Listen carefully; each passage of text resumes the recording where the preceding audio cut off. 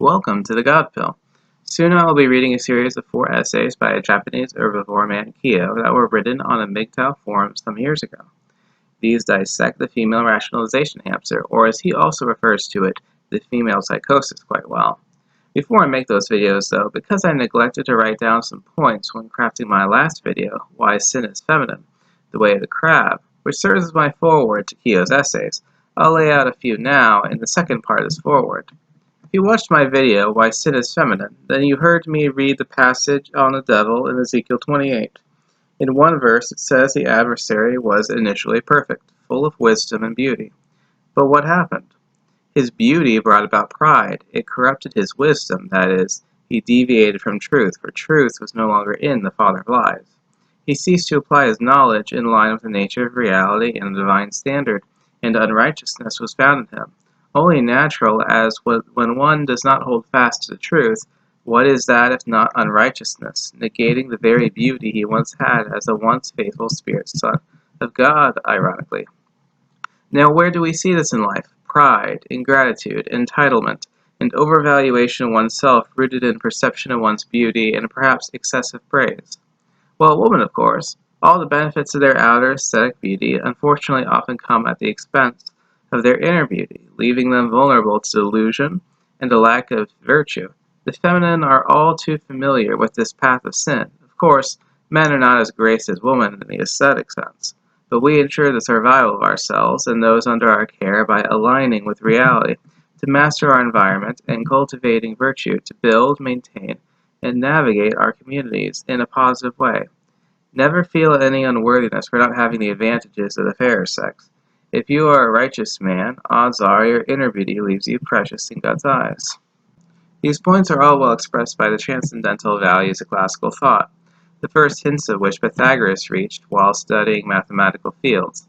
He came to the conclusion that there is a fundamental reality to mathematics that transcends our physical universe. The nature of the field indicates this fundamental reality is greater and predates that of the world you inhabit and all the objects you can see right now. Plato and other Greeks expanded upon this, and later classical thinkers as well. The main transcendentals people are familiar with are truth, virtue, and beauty, an affirmation of objectivity.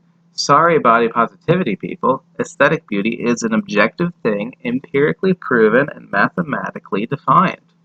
But these timeless values are not equal. There is an inherent hierarchy to them. Virtue is above beauty, the good above the beautiful. A symmetrical face doesn't redeem a serial killer, and truth is above virtue because virtue is, in the classical sense, an operating system based on acting in alignment with the nature of reality, that is, with truth. Of course, if we are to accept biblical monotheism, then that places the Creator as the ultimate transcendental from which the others flow, the self-existent source of reality. So when a being overvalues beauty, whether one's sense of their own or that of another being in relation to God, to truth, or to virtue, this can only lead to trouble, to sin, to one deviating from the path. Now while the devil was corrupted by his own beauty, the rest of the angels weren't quite as susceptible. Those that eventually joined his cause had to be drawn out and enticed by their own desires. And what were these? Now it came about that when men started to grow in numbers on the surface of the ground and daughters were born to them, then the sons of God began to notice the daughters of men, that they were good-looking, and they went taking wives for themselves, namely all whom they chose. A portion of the angels were drawn by the physical beauty of the human woman. Given what we know from Revelation, that there was a whole multi-millennium harassment campaign going on of the devil tempting and accusing the angels, it's safe to say the adversary was very well aware of this point of vulnerability. Perhaps he materialized the body and engaged in this practice first. In getting them to sin is quite plausible. A twofold temptation, same tactic as Eve, the notion that God was depriving his creation of something good for no good reason. Why couldn't the angels have a subordinate partner? Why couldn't they reproduce, but make men a lesser creature could? The majority of the spirits remained faithful, but many forsook their proper dwelling place, living in the very company of the Creator, so that they could enjoy gifts meant for a mere mortal man. Even if a person is not vain enough to be corrupted by their own beauty, or perception of it, that of another being can easily lead one off the path of truth and virtue, and the beauty of woman is a force formidable enough. It even led many spirits to the path of sin and, eventually, death. Us men aren't any better. and our idealism can lead us to making value judgments that are quite biased and can lead us astray. For example, perceiving an elevated chance of a woman of natural beauty being virtuous or intelligent is not without logic. After all, given women are hypergamous and more attractive women have more options, an elevated ratio of attractive women will have male ancestors, with the intelligence and character necessary to accumulate the resources that made them desirable. But the easier road this can make in life for the young woman often causes their potential to be unmet as they atrophy. Evaluate everyone's character objectively as individuals, knowing there are reasons why your innate idealism as a man will project a virtue onto an attractive woman, and how this can lead you astray. Man's often obsession with the beauty of woman often crosses over into the territory of idolatry. I don't need to explain this. It's self-evident to any man that takes a moment to rationally analyze it, that our world is saturated with the worship of women as goddesses, and this is a state the Creator has been unhappy with since Adam sinned. In fact, it's the primary reason why he lets men suffer the fruits of gynocentrism. All of the scriptures speak on idolatry. First chapter of Romans, it states, "For even though they knew God, they did not honor him as God or give thanks, but they became futile in their speculations, and their foolish heart was darkened. Professing to be wise, they became fools, and exchanged the glory of the incorruptible God for an image in the form of corruptible man, and of birds, and four-footed animals, and crawling creatures. Therefore God gave them over in the lust of their hearts to impurity, so that their bodies would be dishonored among them. They exchanged the truth of God for a lie, and worshipped and served the creature rather than the Creator, who is blessed forever. Amen." It was with great displeasure that God saw his people over the years directing their worship to the so-called Queen of Heaven. When we in our own greed, fear, vanity, or other negative traits deviate from the path, we engage in sin. We move like the crab. Another supporting point for this video can be found at 1 Corinthians chapter 11. "For a man ought not to cover his head, since he is the image and glory of God, but woman is the glory of man. For man was not made from woman, but woman from man. Neither was man created for woman, but woman for man.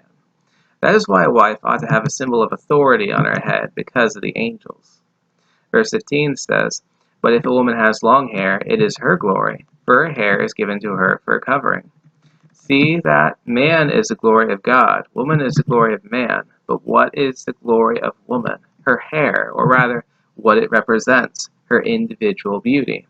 If the woman disrupts the prior pattern in this way, if her glory is an aspect of herself rather than some other cherished being lower in the omniversal hierarchy, that's the glory of the higher, then that tells us that the woman's focus in life will have a natural tendency towards egocentrism. Or as Rollo puts it, female solipsism innately renders women's operating as their own mental point of origin in a manner that does not come naturally to most men. We see how what the apostles wrote about would take away from the church environment, for woman's beauty to be on display in a distinct, distracting fashion that would take away from the focus on God. Man, after all, is tragically, pathetically weak to it, as well as how her submission should be shown, especially if she belongs to a man, so as to both respect the omniversal hierarchy and to discourage would-be suitors. Now, what does the passage say? Because of the angels.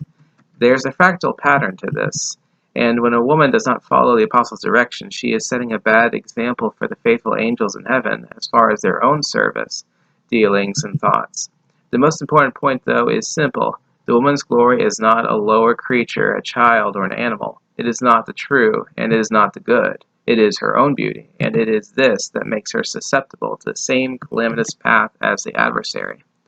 Now, what else does the Apostle Paul say? He says man is the image and glory of God, but he neither says that woman is in the image of God nor the image of man, but only the glory of the man. Egalitarians can scream all they want, but genetically a woman is defined by the absence of God's eikos, his image, as she bears two X chromosomes. Much of her genome is redundant. This has an upside, makes women less vulnerable to the effects of genetic defects, as individual genes from one parent's DNA might be stronger than the other and vice versa, while men only have one X. This is why more men are colorblind. But the truth remains. The small Y chromosome is unique, additive, differentiative. Man and woman are not two sides of a coin genetically. Rather, man is woman plus the eikos of God. Men, genetically speaking, lack nothing a woman has. You've got your X chromosome, your DNA is merely expressed differently from the presence of and addition of the genes the Y bears. Moreover, the Apostle Paul highlights that the man was made first and the woman for the man. This is something I cover extensively in my Biblical Role of Woman series. Woman's functions are directly in the service of man. Woman is for man, the same as, let us say, the angels, or any creation really, is for God and his firstborn. When you realize that, doesn't the rebellion of Satan and sin in general come across as feminism? You'd be very right. Now, this talk isn't at all to demean woman in any respect, but to shine a light on the nature of things. While it is true women alone are not in God's ikos, there remains a statement, and the two will become one flesh. It was understood in the first few centuries AD that when a woman is married to a man, submissive and harmonious, when she enters his frame, then she becomes part of the man's ikos of God, only in the sense of a couple, but in that peaceful state she enhances his, and can be associated with it in the sense of the unity of the couple. This fits because a man with a woman and or children more closely resembles God by having subordinates under his care that he manifests agape love toward. It adds another layer to it, besides the rationality and mastery over nature, dominion. This isn't to say the single life doesn't have its benefits. The single man is anxious for the things of the Lord, without distraction or compromise. But the man in a healthy marriage is a greater portrait of the Creator than he'd be alone. Something else to ponder. The word evil is live spelled backwards. Devil is lived spelled backwards. And notice how the word deviate starts. When you think of the letters, really seems rooted in devil, doesn't it? To follow the voice of the serpent off the path to life towards entropic dysfunction, and ultimately death. To join the zombie hordes of the walking dead, the anti-life, deteriorating as they carry on, alienated from the life-giver. In traditional Chinese medicine, there are three energies that are associated with one's organs and well-being. I'm not going to dive into them in depth in this video. I can discuss Qi, Jing, and Shen at another time. But it's important to note that longevity was viewed as depending on one's supply of prenatal Jing, the life force inherited from one's father. Their practices centered around slowing down the loss of this energy to extend one's life. The primary factor in loss of Jing was stress. Why is this important? Well, look back to the garden. Before Eve sinned, there was no basis for humans to experience any form of stress. Why would any being feel stress in circumstances of absolute security, peace, and bliss? But afterward? Thing is, testosterone neutralizes the stress hormone cortisol. They react in the body in a manner that cancels one another out. I'm not saying humans did not have cortisol in their systems back in the garden. They probably did, but nowhere near the levels we are familiar with. There is a natural process most human cells go through when they detect genetic damage. The cell will commit suicide so as to reduce the chance of becoming cancerous later down the line, or replicating its defect, resulting in cells more vulnerable to turning cancerous. For many years, I've seen the frailness and limited lifespans of us in our fallen state the same way, that some similar mechanism kicked in the moment Eve and later Adam sinned, possibly an elevation in cortisol levels beyond natural range from awareness of their wrongdoing. They lost the right to live, and their offspring inherited this state. An imperfect man's Jing, his essence, isn't going to conceive a life with the same perpetual, potentially everlasting life as a perfect man's would. 1 John chapter 4, verse 18 states, "There is no fear in love, but perfect love throws fear outside, because fear exercises a restraint. Indeed, he that is under fear has not been made perfect in love." One of the reasons the Apostle Peter compared the devil to a roaring lion is the animal's ability through that means to instill fear. And what does fear bring? Egocentrism. A frightened zebra isn't going to stand its ground. It's going to run in an every prey for itself stampede where the vulnerable are claimed. A rhinoceros is a different story. It will oppose predators and defend the vulnerable of its kind. Women are biochemically more vulnerable to the way of the crab. If you've been consuming MGTOW content for a while, you probably heard of the Israeli army drills where the woman freaked out, dropped their guns, and broke out crying, utterly useless. Imagine them in a position of actual danger. Women are simply not able to handle stress like men. Testosterone gears men toward resolving problems when they come, while the lower levels of women's mean they cry and seek resolutions through proxies. The honest truth, as has been said many times over the years, is that what millions of men go through in a typical day that doesn't faze them would drive a woman to a mental institution from the stress. The stress from this security obsession that results from our fallen state and their overall cowardice, exacerbated by the differences in their biochemistry, and the domino effects of the sinful dysfunction, often results in them aging much more proportionate to the loads that they bear. For a man to age like woman, he has to work himself to the bone, grieve over a number of loved ones, or abuse drugs and alcohol. Otherwise, he'll age like wine, not entering a decline till his mid-40s or so, and a gradual one. Women, on the other hand, age like milk. Many of them are hitting the wall before 30. And that's when women are managing their negative emotions chemically, as women are roughly twice as likely to consume antidepressants. It all boils down to the anxiety that accompanies sin, the way of the crab. Fear is the second most powerful force in the human psyche, and there's only one that can overcome it. That is love. Remember, men, courage is not the lack of fear. Lacking fear is fearlessness. Courage is doing the right thing in spite of fear, or things that would induce it. To quote Dune, I must not fear. Fear is the mind killer. Fear is the little death that brings total obliteration. I will face my fear. I will permit it to pass over me and through me. And when it has gone past, I will turn the inner eye to see its path. Where the fear has gone, there will be nothing. Only I will remain. It is very easy for the adversary to influence womankind through this point of vulnerability. Compared to us, this is one reason why Paul recommended men be single. The single man has less anxieties and less points of vulnerability.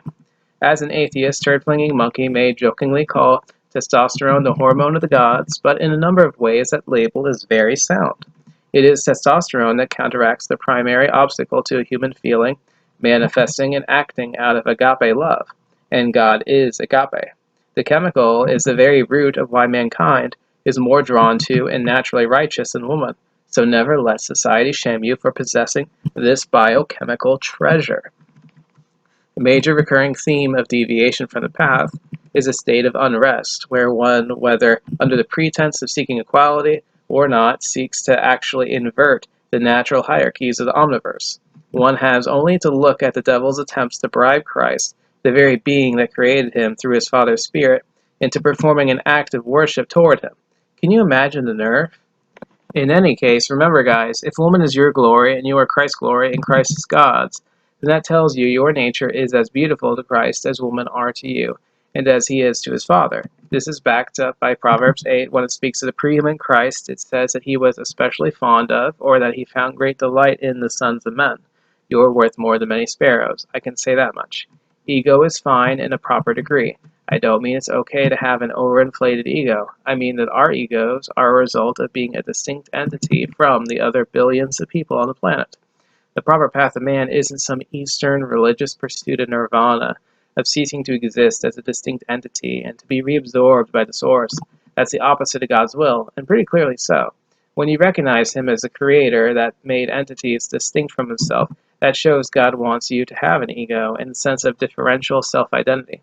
But he wants you to walk modestly with your God and with your fellow man. If your ego is small and in check, remembering you're just dust, and there's no reason to take yourself too seriously, which among its shortcomings would make one vulnerable to social manipulation. Pride is before a fall. Egocentrism is a different story, though, as it runs counter to agape and greatly hinders empathy. It comes natural to children at the developmental stages of ages 2 to 7, but something to be grown out of. When you are the subject of every thought, it makes one quite vulnerable to both narcissism and solipsism. More importantly, it breeds selfishness. One thinks of everything in relation to them. Data only matters if it's relevant to the individual. Why know how a car works if you can drive it and pay people to fix it, for example? Why care about any aspect of other people if it does not have a direct effect on you? And no one should feel differently than the egocentrist about something because their opinion is the correct response. The important point is not the size of one's ego, but that their identity is the center of their universe and thought processes, essentially making them the gods of it. Their capacity for intellectual growth is stunted as long as they retain this trait, restricting the evolution of their worldviews and mental models. An aspect of egocentrism is the notion of the imaginary audience, and this is often described as the best way to think of woman's point of view. They see their life as a film or series, with them as the female lead. This is a point where men and women contrast. This inward self and people-focused thinking is natural to their cognition, while men's thinking is outward, geared around their environment, tools, systems, and abstractions. One's concerned with subjective comfort and emotional stimulation. the other with mastering their environment and building or improving their civilization. Humans should focus outward toward God and discerning more about Him from His creative works that shape up our environment. This comes naturally to men. The effects that testosterone has on our brain development in the womb makes our brain strongly oriented around systematizing, rather than focusing inward, expecting the world to contort itself to our whims. Men are fascinated by things, how matters work, whether in the field of physics, or managing harvest, or engineering automobiles, or nation building, or philosophy and other abstractions. Most men don't see themselves as the center of the universe, but one of billions of people living in an external reality. The strategy they eagerly embrace is to, as much as possible, understand external reality, so that rather than dismiss or revolt against it, we can work with and master the universal hand we are dealt with, increasing our options and capabilities. We settle into God's frame, so to speak. Humans should be theocentric, not egocentric, placing God as a central frame of focus in their thought processes. Theocentrism is righteousness, the person aligning with God in their thoughts, words, and deeds as a center of their life, rather than childish whim, entitlement, lack of empathy, and hedonism. In a span of time, one is operating in a theocentric cognitive framework. They are quite unlikely to sin out of anything but ignorance. Satan is egocentric. His focus deviated. It went from outward toward the glory of his creator to directed inward, increasingly focusing on himself until his improper desires grew to coveting God's worship and acting upon that covetousness. In centuries past, men often noted women's egocentrism when it came to their art. It was noted that their art was mostly paintings. They observed that there seemed a lack of the same creative spark men had. The art was all either imitative, like landscapes, or inwardly driven. They would paint portraits of themselves with far greater frequency than their male peers. We see this today with writing. Women's stories overwhelmingly have protagonists as stand-ins for the authors that are very bland and indistinct, yet are very special for no discernible reason, in the case of fanfiction Mary Sue's, that overshadow entire casts of existing franchises in their narratives. There are a subset of males referred to as gamma males that write the same way. These are the most feminine subset of Vox Day's 6 categories of males. I should note they like to write stories about secret kings. Finally, there is the field of photography. Unless a man is a photographer, he is unlikely to take very many photos, and the vast majority of them will be with an outward focus. He'll be capturing something with the image, a beautiful view, a nice car, animals, a project, and so on. They'll photograph themselves every now and then, but not with great frequency. Women, on the other hand, not only take many selfies, but they turn most of their photographs into selfies. There are a number of memes about this, where rather than taking a photo of something as a man would, where the object is the subject of the image, the woman will take a photo of herself next to the object, drawing focus to herself in association with the object, or just taking advantage of the opportunity to be photographed. As many in the manosphere have already pointed out, when one studies Kohlberg's theory of moral development, they find that when he conducted his work, while he found some boys at the higher levels of moral development, he struggled to find girls operating at a higher level than 3 of 6. Stage 4 women were infrequent. This cognitive moral shortcoming seems to persist in most women to adulthood, to such an extent, actually, that in shame and embarrassment, Carol Gilligan rejected his model, labeling it male justice-based morality, and came up with her own 3-stage feminine model called ethics of care. Thing is, her 3 stages are just the first 3 levels of Kohlberg's model, phrased differently. While stage 4 is quite common for men, many still move past to stages 5 and occasionally 6. Women, however, are pretty much done advancing in moral cognition at stage 3, before adolescence. These lower stages are more egocentric, inward focused in their outlook. The best of these levels, level 3, basically means a chick conforms or appears to conform to the social norms of her environment and cares about other people's well-being to some extent insofar as it does not conflict with self-interest. This isn't to say level 4 is particularly impressive either, but level 4 is abstract and outward, universal focused. It's impartial and impersonal and objective, not subjective. Level 5 and 6 at a higher level of sophistication share this outward, abstract, systematizing, impartial, non-egocentric focus. In stage 1, avoiding punishment, young children obey rules because they are told to do so by an authority figure, parent or guardian or teacher, and because they fear punishment if they do not follow rules. Children at this stage are not able to see someone else's point of view. In stage 2, self-interest, the child begins to understand that others have needs, but seeks to secure the greatest reward for him or herself. The child may make deals to behave in a certain way in exchange for a payoff. I'll do this if you will do that. Sometimes the payoff is in the knowledge that behaving correctly is in the child's own best interest. They receive approval from authority figures or admiration from peers and avoid blame. They are just beginning to understand that others have their own needs and drives.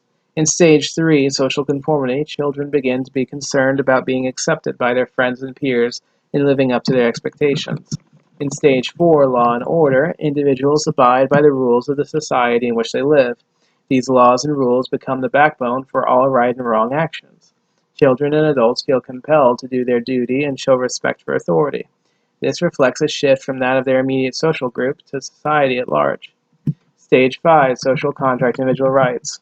In this stage, individuals value the will of the majority and their well-being of society. Moral behavior and moral decisions are based on seeking the greatest good for the greatest number of individuals so that society may continue.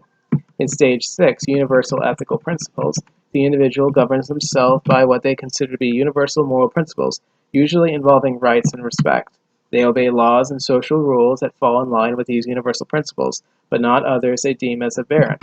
Adults here are motivated by individual conscience that transcends cultural, religious, or social convention rules. Colbert recognized this last stage, but found so few people who lived by his concept of moral behavior that he cannot study it in detail. But take heart, men. As Keogh demonstrates in his essays, the psychosis is a state of arrested cognitive development. The hamster can be greatly weakened and partially dismantled, allowing the child to mature into an adult and ethically blossom. Onward, I will now break down a quote from Cato the Elder. Woman is a violent and uncontrolled animal, and is useless to let go the reins and then expect her not to kick over the traces. You must keep her on a tight rein. Women want total freedom, or rather, to call things by their names, total license. If you allow them to achieve complete equality with men, do you think they will be easier to live with? Not at all. Once they have achieved equality, they will be your masters. We'll dissect this into 3 points. First, women are violent and uncontrolled. This is true. When it comes to domestic violence, women are the instigators of 50% of reciprocated domestic violence and 70% of unreciprocated domestic violence. In simple terms, when 2 partners fight one another, neither gender is more likely to start it. But when one partner assaults another and the other doesn't fight back, 7 times out of 10, it's the woman that's the aggressor. Gays also have the lowest rates of domestic violence, and lesbians the highest. People can stick their heads in the sand all they want, but within relationships, women are empirically proven to be more violent, period. Additionally, it doesn't take a genius to note that women rate substantially higher in every form of non-violent relational aggression, every form of abuse and aggression that does not utilize overt physical force. Whatever morons might claim, testosterone does not increase actual aggression, merely reduces the cowardice that would prevent one from manifesting aggression by direct physical means. However, when a woman is given what she seeks, that is, total license, when she lives in the absence of consequences as a result of the protection of the state, a woman will conduct herself with far less physical restraint than a man would. It's the man's self-sacrificing spirit, his willingness to suffer the consequences of action made for civilizational quality control, that creates the perception of him as more violent. Seeking total license. That's a very important point. Why? Because women can enjoy freedom, but they don't value it like men do. To value freedom requires one to value something over their individual well-being, to put something above security when faced by those that would seek to eliminate one's freedoms. Women will enjoy freedom in the shelter of men's sacrifices, but is no great loss if it's removed. They'll go along to get along with the conquerors. In a choice between freedom and security, the overwhelming majority of women will always choose security, while men will often die for freedom. When women say they want freedom, it's very different from what men mean, or think of when they mean freedom. What men seek is freedom too, that is, the freedom to do things laissez-faire, leave us alone, to be unimpaired and unharassed in the pursuit of our goals, so long as we aren't victimizing anyone. There's a very important reason why a man would want this. The more freedom a man has, the better he is able to extract resources from his environment, whether for his own benefit, to attract a mate, or to support his family. Needless restrictions on a man's freedom not only impair him in doing this, they are very demotivating. Women, however, seek not freedom to, but freedom from. that is, freedom from adverse consequences of their own actions. They seek impunity. This is not a desire for the same freedom a man yearns for, but rather unlimited security at the lowest possible price with as few conditions as possible. This is why it is dangerous to give women even an inch of power. Any power that they will get will be exploited above all to insulate themselves from any and all risk they'd otherwise face from enacting immoral behaviors that would otherwise get them in trouble, so as to minimize the cost of the sociopathic pursuit of relativistic hedonism. And they boundary test, push the envelope wherever they can. Abortion isn't enough, they will push for post-birth infanticide. And that's one of dozens of examples I'm sure would readily come to mind if you think about it for a moment. They will push the boundaries with their civilizational shit test, and will not stop until they are made to stop, because the wider the perimeter of acceptable behavior is, and the more power they have over men in society, the more broad, absolute, and conditionless the maintenance of their well-being by men and society is. It's a train with no brakes. It'll just go on until they can get away with decapitating people with chainsaws or blowing up police stations, and get away with it as a result of the too pretty for prison effect. The end result is men either grow a spine and put them in their place, in which case the women are relieved by their men not being a waste of carbon to them and being strong enough to protect the civilization from external threats, or they don't and are slaughtered by less emasculated cultures, and women spread their legs for the conquerors. In any of these three situations, women win.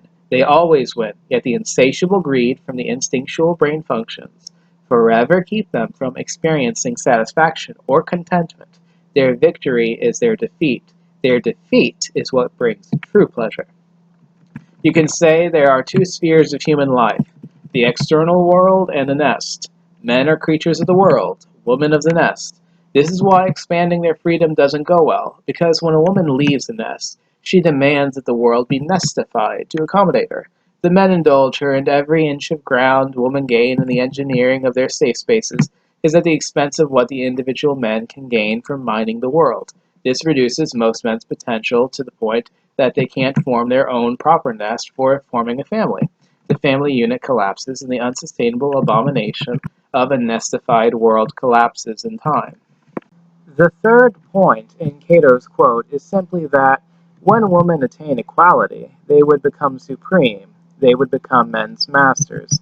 And this is true. Old-fashioned patriarchy, though flawed because it was gynocentric rather than theo or androcentric, has a balance of power that in many cases is relatively fair, and when not, the natural tendency is to find that healthy equilibrium. Women had plenty of power because men operated in their family's best interest. Under fallen man's default gynocentric state, man's power, as Chinwezu phrased it in the Anime Female Power, is tributary to female power. If women gain equal political and legal power to men, then they rapidly enter a position of greater power because they retain their sway over men, they retain their collectivist sisterhood, and they retain all the privileges they had under patriarchy that under egalitarianism are not only kept, but become by nature unreciprocated. Men are treated by default as disposable. Their positions as cannon fodder makes their numbers lower, which in itself grants women greater power under a democracy. This combined with the influence that women can employ on betas and white knights, and women's much more collectivist state compared to men who are more differential and individualistic, means not only that women do in fact gain superior power, but they become men's slave masters under the psychopaths that exploited this vulnerability in the system, of course. People try to argue men are utterly R-selected and women K-selected in their behavior. I can go more into life history theory at another time, but needless to say, whatever man's shortcomings, I find the idea women are more K-selected laughable. In whatever areas I might disagree with Kurt Doolittle, one point he gets quite right is that women's mating strategy is R-selected, and beta bucks, the very side of their hypergamous equation that people tout as K-selection, is, in reality, a woman's orientation around externalizing the cost of their R strategy. What is parasitism and the pursuit of its maximization, if not cancerous sin? I don't really have to dive much into female narcissism. Most men are very familiar with it. Thing is, though, narcissism is the flip side of shame. one tries to cultivate a grandiose self-image, it's often rooted in not wanting to experience a sense of shame. What happened when Adam and Eve engaged in sin? They felt shame and the need to cover themselves. There is no shame in the absence of either a guilty conscience or otherwise believing someone did wrong, whether through others manifesting displeasure or one's own internal framework of social norms. All guilt is shame, but not all shame means guilt. A person incapable of guilt or remorse can still feel shame from the effects one's misdeeds have on their social standing and status, and this is why people will commit horrible crimes to avoid shame. For example, according to Jesus, of all the imperfect humans that had been born, none were as great as his cousin, John the Baptist. Think about that for a moment. Greater than Noah, Moses, Job, King David, or anyone else for that matter. Besides the Messiah, he was a prophet and a man unexcelled in righteousness by all who walked the earth. This man, however, was imprisoned and ultimately executed because of a woman. Herod Antipas, an Edomite of a family the Romans had placed over the people of Judea as client rulers, married Herodias, his brother's wife, a woman that opportunistically monkey-branched to him. John was not silent about this treacherous adultery. He did not hesitate to call them out to the people and let them know what they had done was wrong. For this, he was imprisoned. But Herod had a measure of faith in John, believed he was a genuine prophet enough that after his death, for a time, he thought Jesus might be a resurrected John. But for Herodias, the prophet had done the unthinkable. He had dared to call her out, dared to make her subject to shame. And for that, as far as she was concerned, that warranted death, and if she couldn't convince Herod to kill him, she would employ other means. The time came when Herod was enjoying a birthday party, and whether very entertained, endeared, inappropriately lustful, or simply too drunk to be sensible, after his niece Herodias, his daughter, danced for him and his guest, he was pleased enough to offer her anything, up to half his kingdom. Her mother told her to ask for John the Baptist's decapitated head, and the embarrassment of not delivering in front of his friends was greater than Herod's reluctance. Herodias got her critic's head. Herodias felt no guilt, no remorse for how she treated her first husband. If she had, she wouldn't have resorted to orchestrating murder. The prophet had been silenced. He was in jail, but for committing the grievous offense of calling a sin, she craved his death. No guilt there, but shame. She couldn't handle woman loathes shame. That's why they constantly need to receive flattery and encouragement from external sources of narcissistic supply. Otherwise, they have to look in the mirror and see themselves for what many of them actually are. If a pretty modest base level of egocentrism will make a person inclined to throw you under the bus, if it makes them more secure, then certainly a narcissist will not hesitate to sacrifice you on the altar of their reputation. The objective reality of the situation is not important. The role their reputation has in maintaining their support and narcissistic supply, however, is, in many cases, worth killing for. I've seen this dynamic firsthand on small scales. Be observant and careful, men, because narcissism is a major component of the female psychosis that plagues virtually all women. Finally, as far as the hamster components, we also have to consider the role of doubt. Female solipsism, or as it can alternately be termed, narcissistic delusion, is related to doubt in a similar fashion to egocentrism's relationship with fear and narcissism's with shame. Before resuming, I'll employ a quote from the second season of Legion. Now we come to the most alarming delusion of all, that other people don't matter, their feelings, their needs. Imagine Plato's cave, where those inside never see the outside world. Instead, they see shadows of that world projected on the cave wall. The worlds they see in the shadows is not real, but it's real to them. If you were to show them the world as it actually is, they would reject it as incomprehensible. Now, what if, instead of being in a cave, you were out in the world? Except you couldn't see it, because you weren't looking, because you trusted that the world you saw through the prism was the real world. But there's a difference, you see. Unlike the allegory of the cave, where the people are real and the shadows are false, here other people are the shadows. Their faces, their lives. This is the delusion of the narcissist, who believes they alone are real. Their feelings are the only feelings that matter, because other people are just shadows. And shadows don't feel, because they're not real. But what if everyone lived in caves? Then no one would be real, not even you, unless one day you woke up and left the cave. How strange the world would look like that after a lifetime of staring at shadows. I'll let that quote, as well as the essays I'll read out, cover solipsism for the most part, but it basically amounts to a delusional, egocentric self-blue-pilling of oneself, a framework of worldview that deviates from reality with comforting lies to protect the person from feeling bad about themselves. And who, might I ask, is the father of lies? It only comes naturally if reality has no value to a person outside of where it serves self-interest. And I must stress hypergamy and solipsism share the same root. They are both based on doubt. Now, what's the significance of this? Well, what was the origin of doubt in the omniverse? Well, Eve hadn't heard God give the direction not to eat from the tree. It had been relayed to her from Adam, who had added that she must not even touch it. What did the serpent say? Did God say, "You shall not eat from any tree in the garden"? The woman said to the serpent, "We may eat of the fruit of the tree that is in the garden, but God said, You shall not eat of the fruit of the tree that is in the middle of the garden, nor shall you touch it, or you shall die." But the serpent said to the woman, "You will not die, for God knows when you eat of it, your eyes will be opened, and you will be like God, knowing good and evil."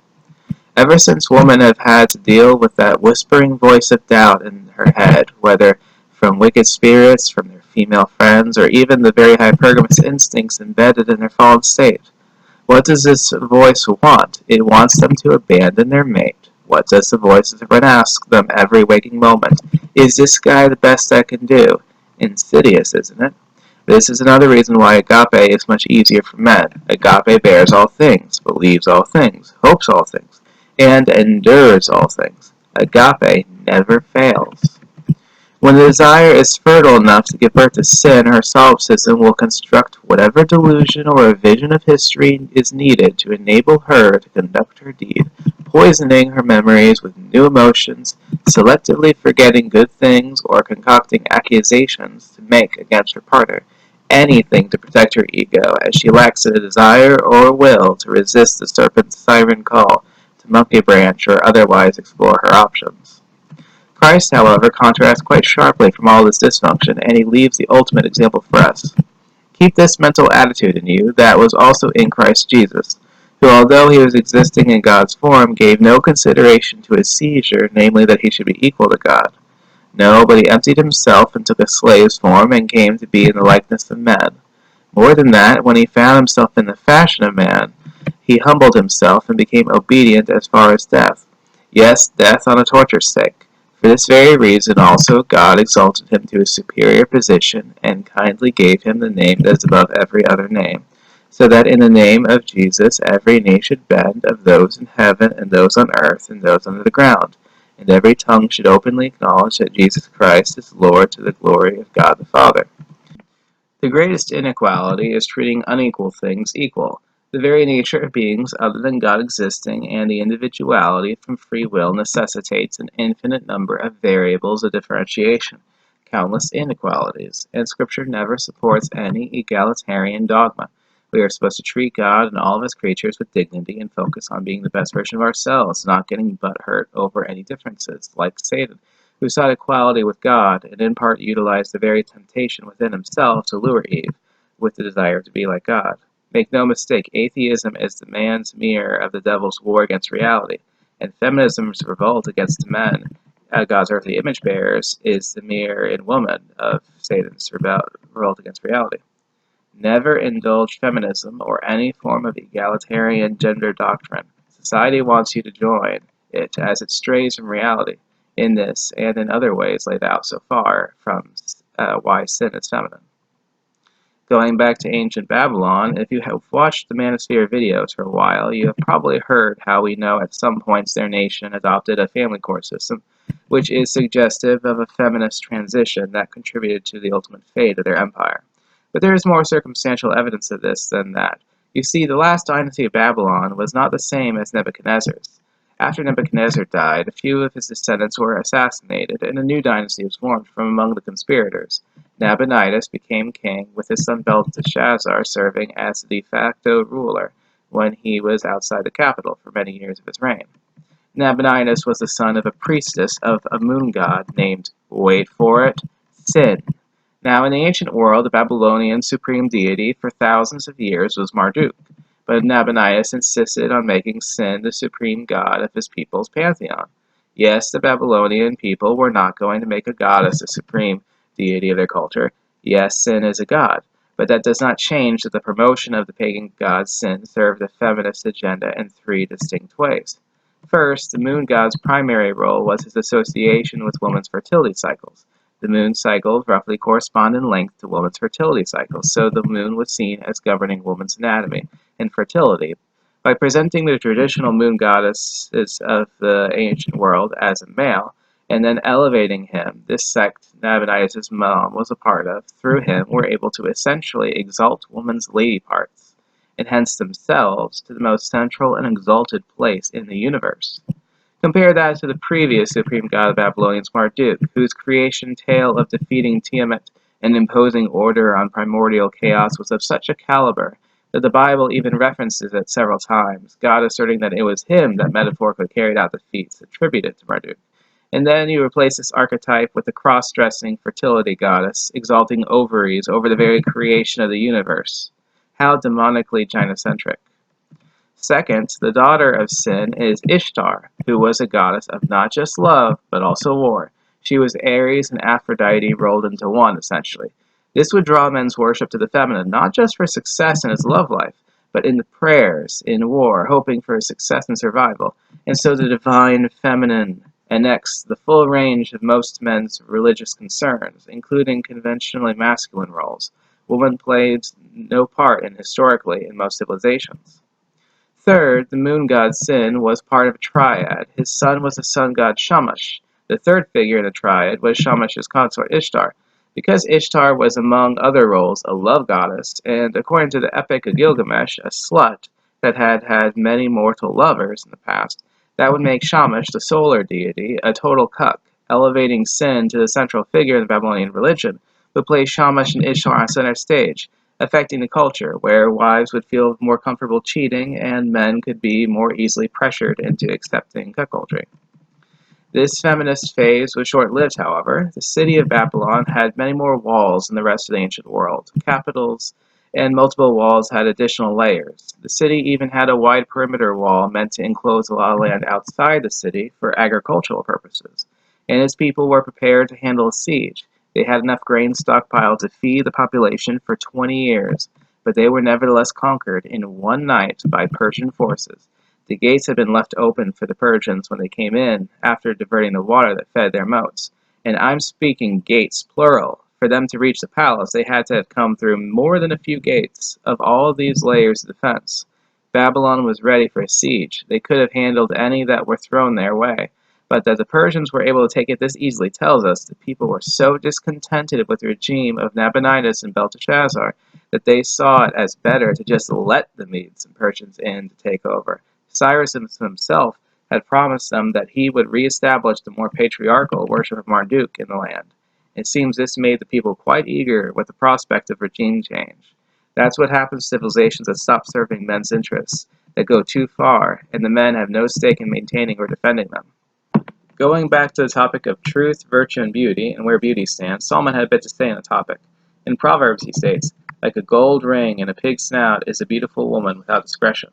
This is a reference people in older societies, where a larger portion of the population participated in agricultural labor, will be familiar with. Pigs are filthy animals for a number of reasons. One is that they like to dig. This is often a problem for farmers, as the pig can cover itself in dirt, digging a hole underneath fences and escaping. So farmers this day will place a nose ring on pigs so that when they dig it will cause them pain and they will learn not to try it. Men love idealistically, so when they are captured by a woman's beauty, they are quite prone to project whatever virtues they like onto a woman. Solomon was saying that if a beautiful woman lacks discretion and virtue, essentially one does not fit the description his mother provided in Proverbs 31, then the beauty of the woman without those traits is incongruent. That is, not in the harmony and sync men would like to believe. The splendor of the woman's external beauty is like a gold ring being wasted on a pig instead of an iron one. Doesn't change the swine as a swine, and even that splendor is fleeting, as the gold will be quickly covered in grime and dirt and feces. It's an important scripture to take to heart because it shows what I've been repeating in this series, that virtue is a higher value than aesthetics. An average-looking spouse that raises your offspring well is better than a hot one that's pro-choice and aborts all your children.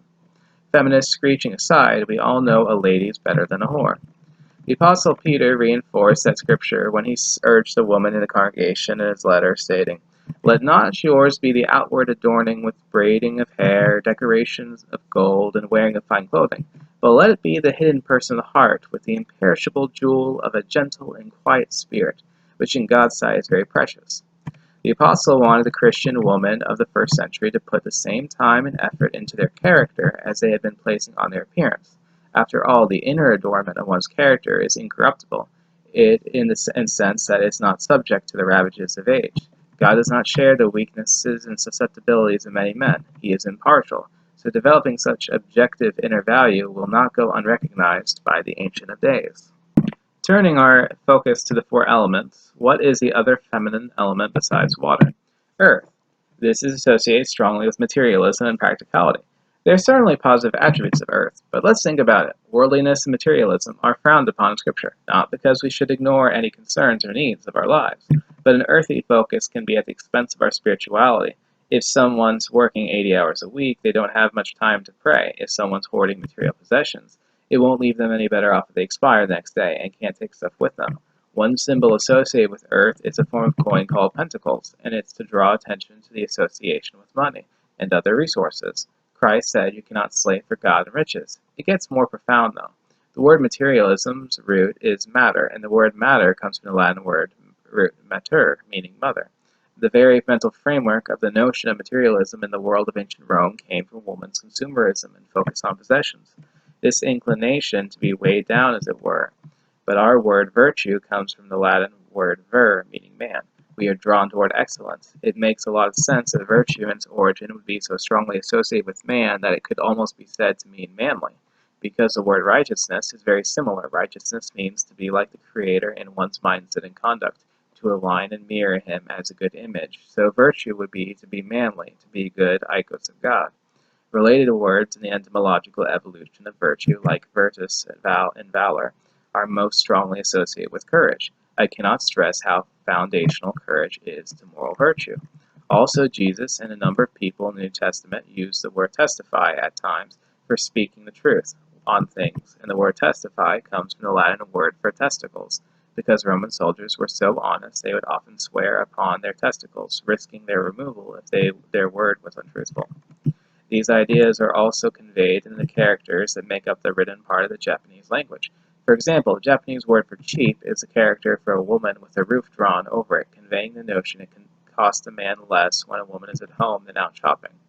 The character for woman plus a one for house means bride, and the character for woman drawn 3 times in a triangle means noisy, to convey the notion of the chatter when a number of them are together.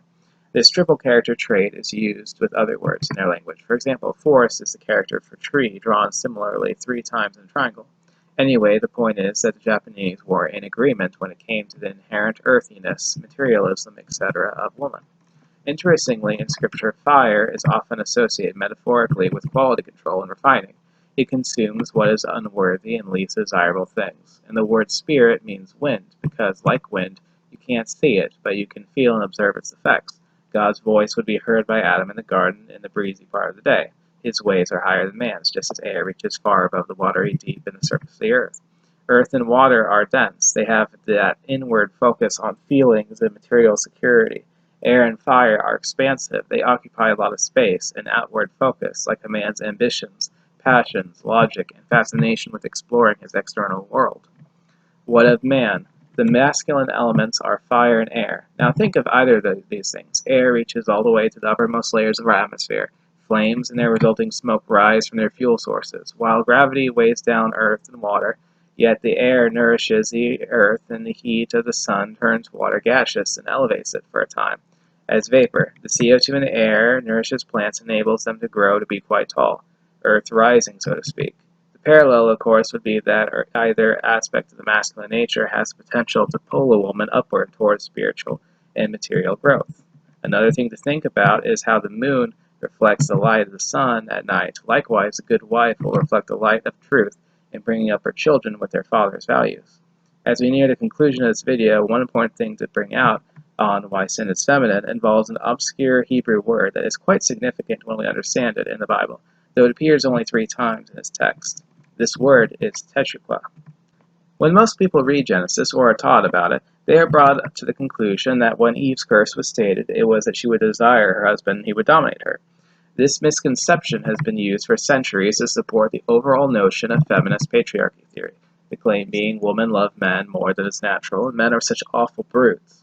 But that is not what the Hebrew texts were saying at all, and the man that translated this passage for the revision of the English Standard Version expressed this even though he was too cowardly to translate it accurately, with its full implications. He did word it closer, though. To the woman he said, I will surely multiply your pain in childbearing. In pain you shall bring forth children. Your desire shall be contrary to your husband, but he shall rule over you.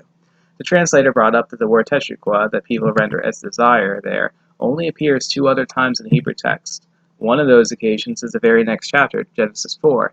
In that chapter, the word is used in the description of Cain's wicked heart. The passage reads, The Lord said to Cain, Why are you angry, and why is your face fallen? If you do well, will you not be accepted? And if you do not do well, sin is crouching at the door. Its desire is contrary to you, but you must rule over it. The Hebrew text and English rendering of it in the sentence with desire are very similar. The translator said the use of tetraqua in Genesis 3 meant that the curse meant the woman would have a desire for mastery over their men, but men would rule over them. What are women obsessed with? Security. What does security require? Control of your environment. Anything stronger than oneself is a potential risk. What is stronger than a woman? A man.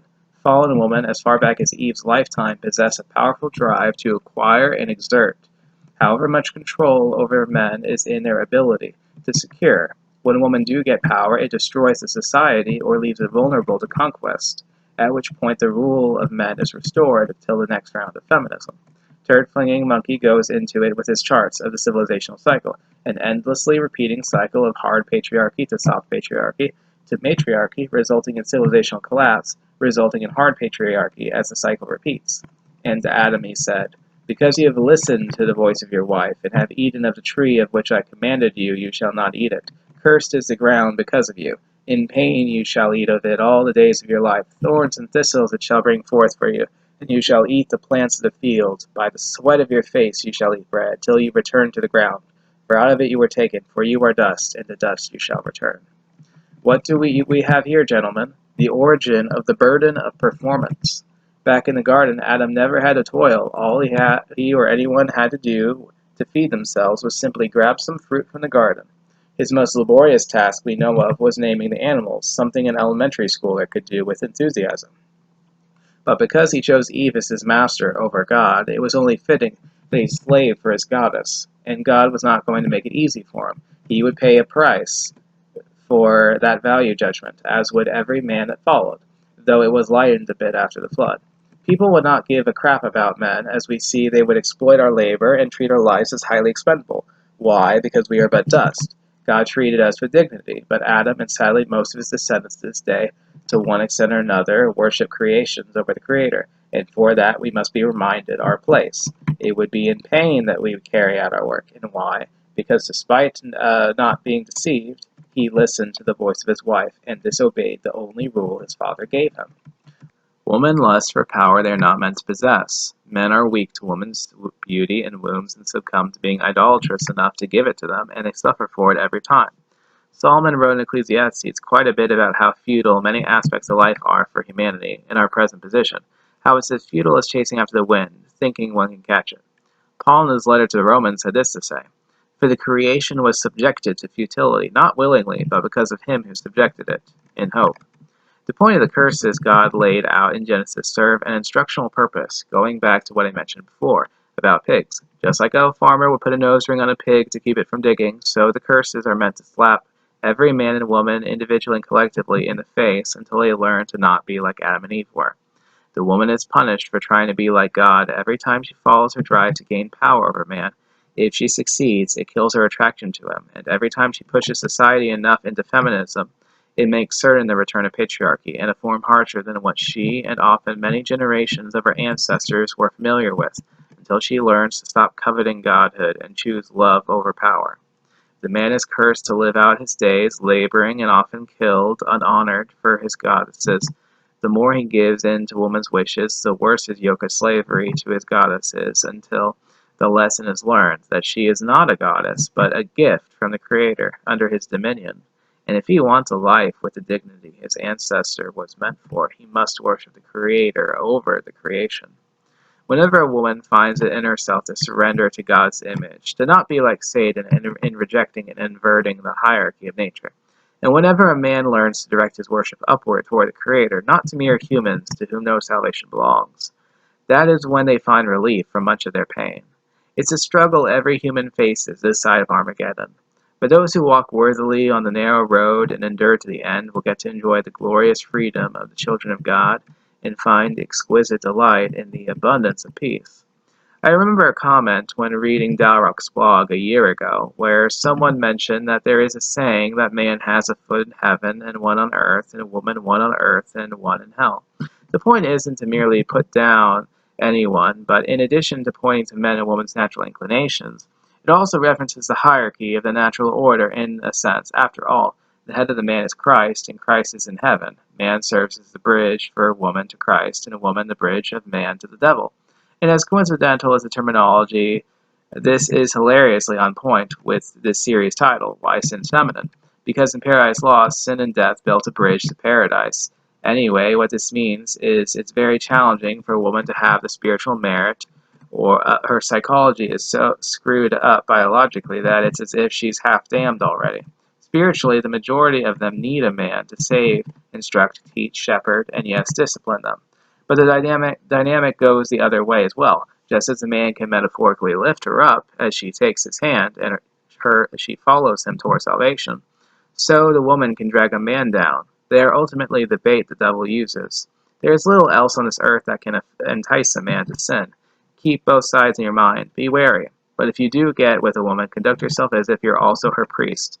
Don't outsource it. Maintain your spiritual headship regardless of the priest of any church either of you go to. And while you'll be going against the current, against the watery way of the crab, against the stubbornness of the earth, with patience she might accompany you on your path to the bright future the Creator has ahead. Don't simp. Do not give in to the beauty. Instead, seek something greater than beauty. Seek virtue, seek truth, and most of all, seek your Father in heaven, the Most High God, the Ancient of Days. It may not be today or tomorrow, but when he deems it appropriate, he will reward you with a perfect wage.